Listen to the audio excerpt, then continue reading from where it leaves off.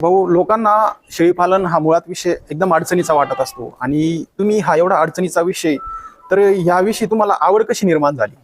मला बकरी पालन पहिल्यापासून आवड होती. म्हटलं भावाला विचारून, भावाला सांगून, आणि भाऊ शेतकरी असल्यामुळे मग भाऊ आणि मी शेळीपालन ह्या व्यवसायाकडे वळलो. आम्ही सुरुवातीला 25 बोकड आणले. सुरुवातीला 25 बोकड आणल्यानंतर आम्ही 25 बोकडामध्ये बघू पहिले कसं राहतं, काय राहतं, पूर्ण अभ्यास केला. जवळजवळ 4 वर्ष आम्ही बोकड पालन केलं. 25 बोकडापासून तर 150 बोकडापर्यंत आम्ही गेलो.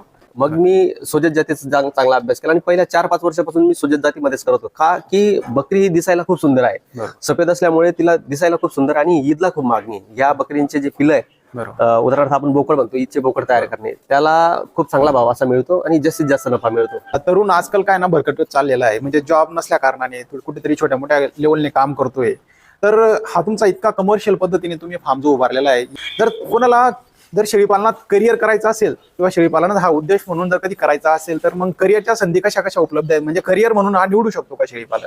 बिलकुल. तुम्हाला एक सांगतो, आता जास्तीत जास्त बेरोजगारीची संख्या वाढत चाललेली आहे. त्यानुसार जास्तीत जास्त तरुण शेळीपालनाकडे वळत आहेत आणि गव्हर्नमेंट पण या आता शेतकऱ्यांना किंवा बेरोजगारांना की जास्तीत जास्त रोजगार उपलब्ध व्हावा, त्यासाठी त्यांनी NLM म्हणून स्कीम काढलेली आहे. त्यानुसार 50% अनुदान देते, 50% घरचा हिस्सा आहे.